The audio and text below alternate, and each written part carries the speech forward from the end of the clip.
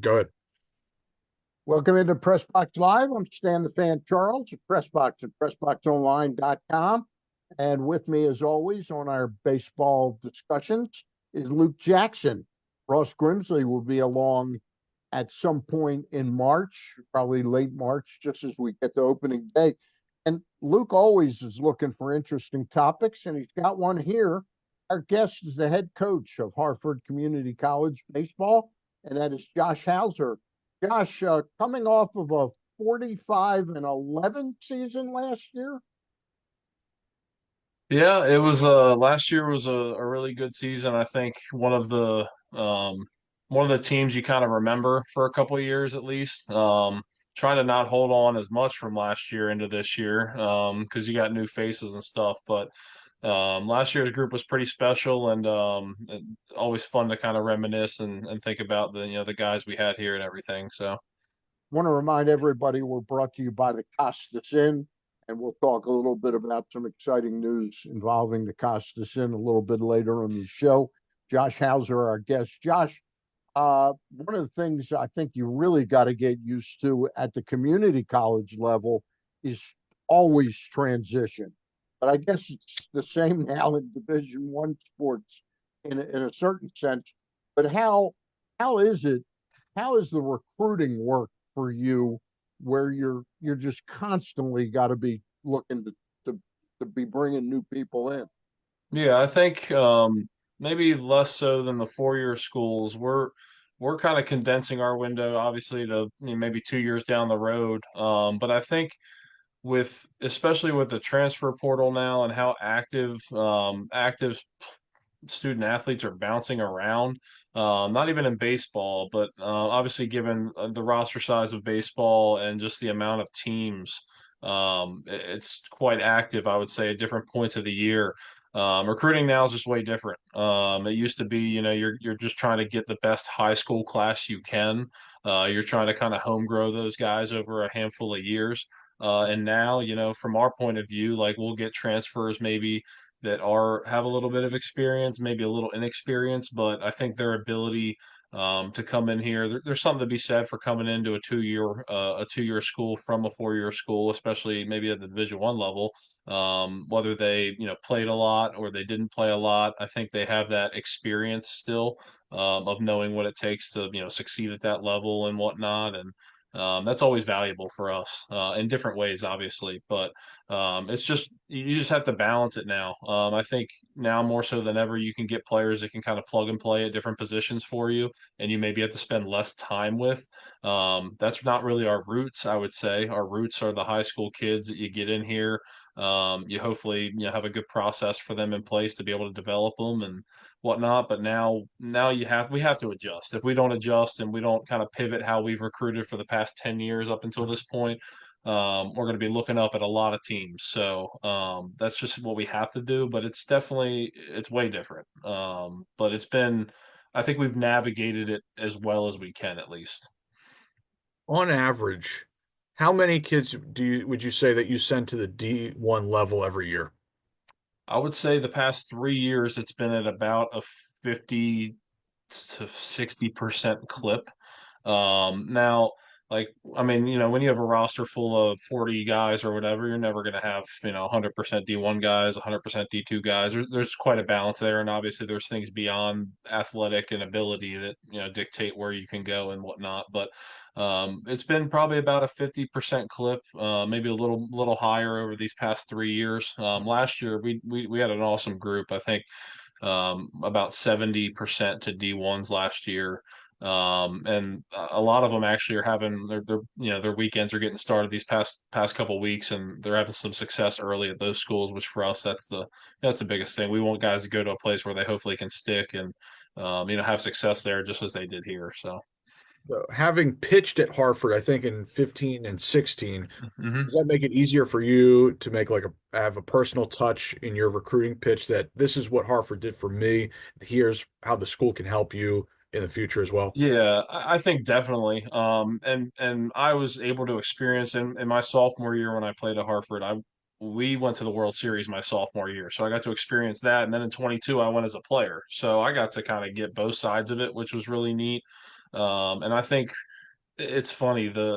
I feel the same way coaching and watching the players now as I did when I was a player. It feels just as enjoyable to me watching them. I feel like they're having a similar experience as to I did when I played here. And I think it's just a testament to the people that were here before me and just the culture all around. Obviously, success helps, but when you're with people who are out here grinding with you and doing what you want to do, and you have a locker room full of that, you get dudes that you're going to kind of build friendships with and bonds with beyond even baseball, and I think that's what it's been. So that side of it for me, I think it definitely helps. It always comes up in recruiting talks just because, but I think that the background helped me become more familiar. But now that now that I've kind of matured over the years, I think it's something that um, heck, we got two other coaches on staff now that have been a part of the program too in previous years. So it sounds like that's just kind of our lane now, it seems. So Josh, what drives players that play at your level? They're 19, 20 years old, I guess. Do they still really think that they can make it in baseball, or is it that they just love playing baseball? I think they all have the mindset of like, I'm going to do this as long as I can. I want to play at the highest level that I can. I think they end up here for different reasons though. Some players, JUCO ball now is looked at a lot differently than maybe it was 10 years ago. I think it's a much more popular and realistic option for a lot of high school players, especially with the transfer world. But guys come in here and I think they have the aspirations to play at the highest level they can. But it's interesting that like while they're here, they're just playing ball. Like it's like a kid. It almost feels like a kid's game to them, and that's what we want it to feel like. Honestly, we want them to just kind of be free and go out and be themselves. But along the way, they're definitely trying to get to the highest level they can and achieve those things. And hopefully, we tell them like where you maybe realistically can play the moment you walk in here. Hopefully, is different when you leave. Hopefully you're progressing. Hopefully you're developing, and hopefully, you're checking those boxes off as to why you came here because heck, you could have came here because you got under recruited. You could have came here because maybe financially it was a better option. Or we get those transfers who kind of got I don't want to say kicked to the curb, but this is their second opportunity to kind of prove themselves. So a lot of different situations, but they all kind of fit in the same bucket. Do any of the kids you coach really still think that they could play pro ball? I think so. Yeah. I think I think a lot of them maybe think that. Now, how realistic it is for everybody, obviously, maybe not. I thought Not I could when I was about 8 or 9 years old. it, you're not the only one, but no, I think a lot of them have that, and I think that's what drives them though. Like you kind of almost have to, because if you don't set your sights that high, I think you're gonna just run in circles a little bit too. So I think a lot of them think that way and feel that way. Now, how realistic that is for a lot of people may not, but their work every day is with that type of mindset, I think. So, for those who haven't been to HEC's campus, might not know, but your facilities are fantastic.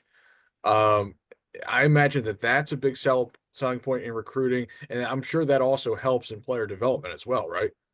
Yeah, definitely. I mean, facilities wise, athletically, we've been super fortunate, and it kind of carries across the entire department, and it 100% helps us in recruiting. I think especially maybe not so as much now as in previous years, just because like for us, like turf baseball facilities are becoming a little more popular in this region and so forth. But our ability to hopefully continually make upgrades to the facility certainly helps us. Hopefully still have like that competitive advantage in that realm, but. Now, facilities wise, it 100% helps. And especially in the Northeast for us, like, if we're trying to play games like right now, which we just did this weekend, that's kind of like the only way we can. So that is a big draw, especially for kids who have interest in staying up here and playing baseball. Like that's big for us. And those are the kids we need to almost like retain, you could say, is the kids up here that want to stay up here. Can I piggyback on Luke's question? When we talk about facilities, it used to be in the old days, facilities was like the stadium, the clubhouse. But in today's analytical world, do you have some of the equipment, the cameras and things that people really can see themselves and work on things. Yeah, And so we actually so we do we partner with an indoor facility pretty local to us. We do all our strength and conditioning there. And they have it's like a full indoor baseball softball facility. It's called Absolute Sports Performance, and they are awesome to us. We have like hit tracks, which measures batted ball data for all our hitters in there. They have like Rapsodos, which is like a pitch tech that measures ball spin and just ball metrics out of the pitcher's hand. So we have a lot of that in there, and in the weight room they have a ton of equipment and tech that helps us measure like speed of which they're moving weights. Obviously, they have like laser times for some of our sprint work and everything. So a lot of the equipment they have in there is directly correlates to our player development, and I think that's is vitally that important pretty for us. advanced, Josh, for this level? In other words, do you have access to something that a lot of your competitors don't? I would say so, yeah. Yeah, Especially at the JUCO level, definitely. I think at the JUCO level, what hamstrings a lot of schools is financially. So yeah. for us, just having like a partner like that kind of helps us, obviously. But at this level, that's definitely an advantage. When you get to the D1 level, different schools may have a bigger budget that allow them to get a little more in depth with that than others, but it's more of a level playing field across at least most schools. So when I was talking to somebody about this topic a number of years ago, and they said, look, everyone has access to the same technology, the same numbers, but really it comes down to the coaches who can communicate the information to the players, to the pitchers. At what point for you guys and your coaching staff, was it a process for you to figure out the best way to communicate the information you need to your pitchers? Was that a process for you? I think so, definitely. And I think it's more understanding the individual too. How you communicate to one guy is going to be very different to how you communicate to the next, and just I think more importantly, what they like, how they retain the information is definitely going to be different. So I think we kind of have to bridge the gap with each individual player rather than speaking terms or just drills or whatever it is to 15 guys. I think it's definitely a process. I think over years you kind of learn what hits home a little more with certain guys and what doesn't with some, and you kind of learn ways to communicate it, whether that be verbally or just physically. There are some different things I think you learn along the way. It's almost trial and error though, and that's how it is for every pitcher essentially in training. When you pitched in 15 and 16, were you using TrackMan at the time? No, no, we didn't. It's changed so quickly. We didn't have really any of that at our disposal back then. It was just radar guns. And I think that's pretty consistent with every college level at that point. I'd say in the last 5 to 6 years is when everything's really gotten, pushed up and advanced, and across all levels though. You go to any D1 stadium now and they have a track man. So. So if you weren't exposed to that when it came on the scene, how readily able were you to pick up on it? I don't mean as a pitcher anymore. I mean now as a coach, and use it and understand how it can improve players' development. Yeah, so I've always been kind of like a baseball nerd in the analytic kind of realm. Like Okay. I track a bunch of advanced stats, like just stats, not necessarily like pitch data and stuff like that. I track all that during our spring seasons just to kind of compare and see where we're at and stuff like that. So I've always kind of had an interest in things like that. So I think as tech and as data has become more readily available, I think it's just kind of already piqued my interest as something that I already was interested in. And you follow different people, and you have different connections with people that you talk to this stuff about, and things like that. I think just through time, it's something that interests me, and even prior to it being maybe right at the forefront of what we're doing, and just along the way, you just gather as much info as you can, and hopefully you can put it into your everyday work with guys. Let me do our Costas in commercial right now, and then we'll turn it back over to Luke for a couple of questions for you. Costas in has been a staple on everything I've done in the media since the mid 90s, and I've been on the air in different formats since the 80s. But when I met the Triantopolos family in the mid 90s, they have supported everything that I have done in the media. They are really terrific family. And you don't care about that, folks. Honestly, you care about getting a good meal for a good price. And that's what I can tell you can do at the Costas Inn, whether it's the nightly specials Monday through Friday throughout the year or crabs during the entire year. They bring crabs in from Maryland, Texas, Louisiana, you name it, they'll bring them in and cook them Maryland style. They're incredible people. 410 477 1975 is the phone number. And don't forget crab cakes, crab soup, and those nightly specials. And the exciting news, a second location is opening. The Costas Inn Timonium will be opening around April 1st. More details coming ahead. Luke, go ahead. So, Josh, you're off to a 7-4 start this season, and a lot of college baseball fans have been amused by the scores that we've seen around the game this month. And so we were talking a little bit off the air about the challenges of February baseball and why we're seeing some of the scores that we have seen so far. Like Maryland scored 35 runs in a game the other day. Can you explain what the challenges are of February baseball and getting pitchers ready this quickly? Yeah, I think it's very difficult. And if you want to be super specific, you can just look at the turnaround from return of winter break to game one.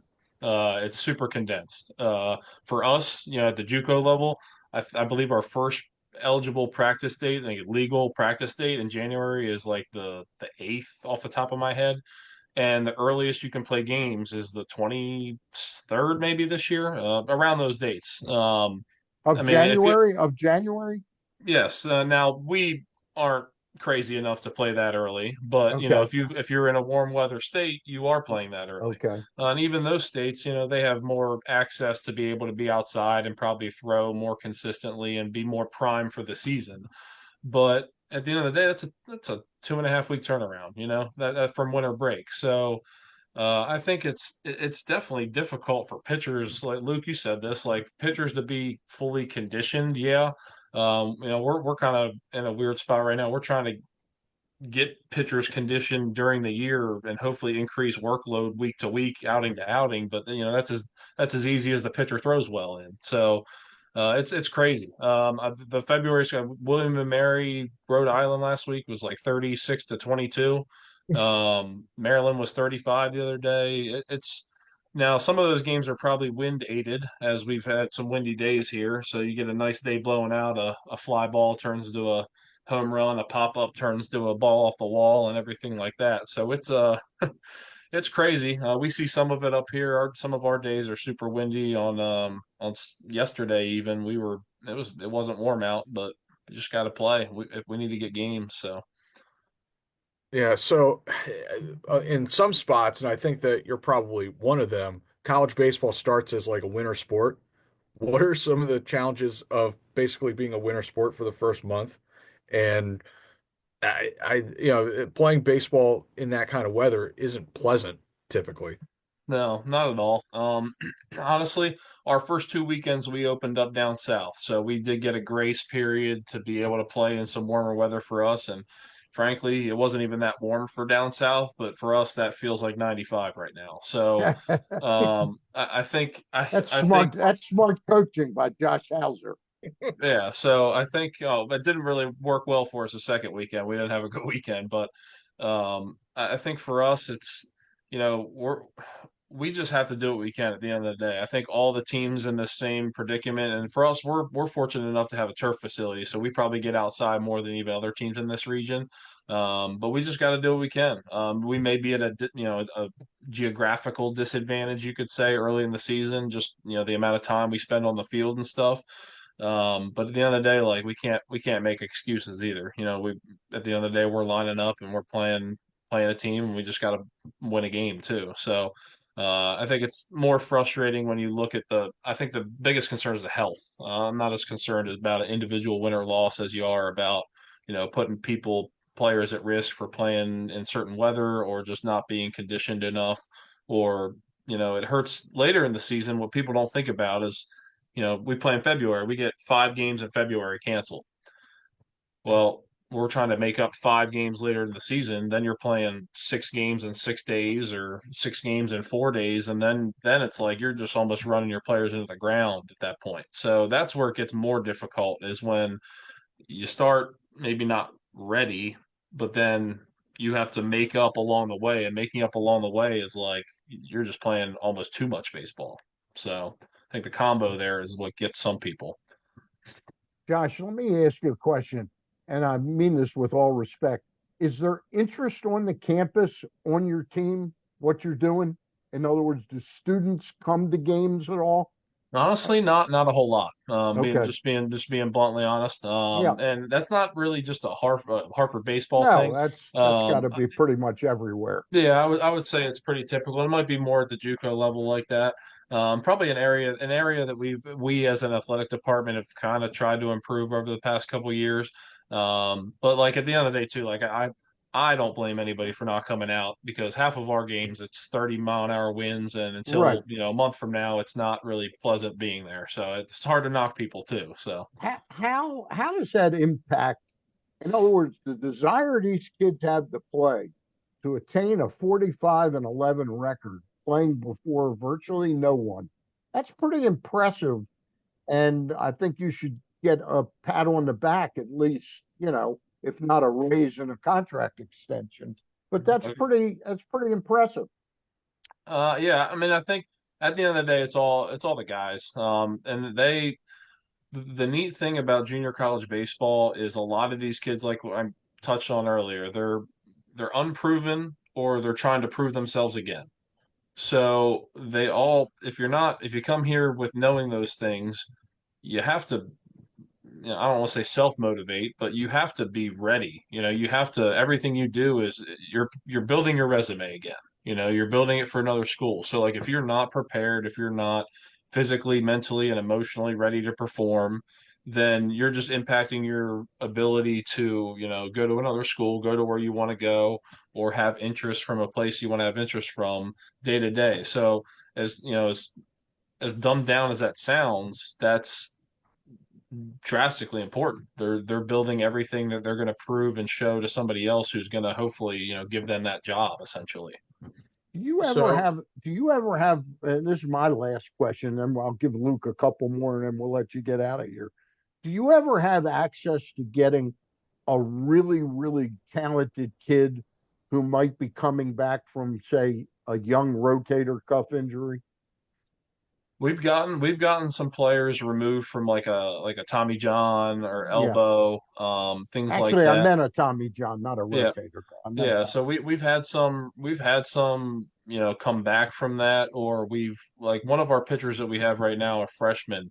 He tore his UCL and got Tommy John his basically his senior year of high school, going into his senior year. So he actually just pitched this past weekend for us. He's gotten about 6 innings so far. And for us, like it wasn't, I don't want to say it was difficult, not difficult, but he was already on a program entering the school. We just allowed him to continue as planned for his Yeah. arm and just get back to health. We luckily haven't had a high number of injuries here over the past couple of years, at least that severe. It's I know it's kind of an epidemic across the entire baseball landscape from even high school now to My pro. So. my question though was about whether you get a kid who's really special that's hurt, that that maybe would be looked at by a much bigger program, but he's got an opportunity with you. Does that ever come around? I would say maybe not a lot. Okay. It's probably a handful of times across a couple of years, but I don't think Okay. that's a big you know Okay. example for what we have typically. Okay. Luke, go ahead. So, in looking at your numbers so far this year through 11 games, you've given a lot of position players starts so far, quite a few.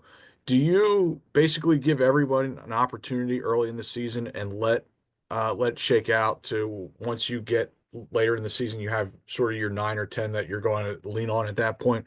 Yeah, this year's a little different than years past. We're younger this year, and we have a lot of new faces. So we returned really three primary starters from last year in the lineup. So there's just a lot of like uncertainty, and frankly, we just need to play more baseball together to understand, the best lineup construction, the best nine, the best, best 12 or whatever you want to call it. I think for us, it's kind of just trying to find our identity right now. What is this offense going to be? It's not going to be the same as last year or 3 years ago or whatever. It's just different athletically, different type of profiles there. So I think it's more so just trying to find ourselves more than just, needing to give opportunity to every single person early on. I think that's just more how it worked out. I think we are comfortable with a number of those guys. That's why they've gotten, set opportunity, but we're just trying to learn who we are a little bit as a kind of a different outlook than previous years. So And it also appears to me that you've got a good-looking right-hander atop your rotation, a freshman out of Freeland, Maryland, Liam Deal. He's 6'4", 220. That's what they look like, man. yeah, no, Liam's been awesome for us. He was at High Point University last year and transferred here this past fall. Had a great fall for us and kind of one rocky outing there to start the year, but he's been pretty good so far. And I think he'll, as the spring moves on, the weather gets a little warmer, hopefully, and he works into games more. Hopefully he picks it up even more for us. Coach, we really appreciate your time and we're happy to give you a little bit of exposure. It seems like you're doing some really terrific things there. I guess I'll close with this. Are you kind of doing what you imagine you would have liked to have done when you were back pitching at Hartford? Or did this come out of nowhere? Coaching. I'm definitely doing something that I could have seen myself doing. I Yeah. definitely think this could have been a path for me. I didn't know at the time, and frankly, when I came back and started coaching, I went from an assistant to a head coach within a year and a half. So I did not. I probably wasn't even ready at the time, to be honest. But it's been nothing but everything I could have imagined and more, honestly, being on this side of it. And I'm just thankful it kind of fell my way, I guess, at that time. But there was part of me that always was like, like I would like to dip my toes in coaching, and then it just perfect storm kind of happened for me. All right. Thank you again for your time. Continued good luck this year. For Luke Jackson, and I'm Stan the Fan, we thank Josh Hauser, and we always thank the Costas Inn. We'll be along later this week with something else. Thanks, Bye guys. bye. I appreciate it. Okay.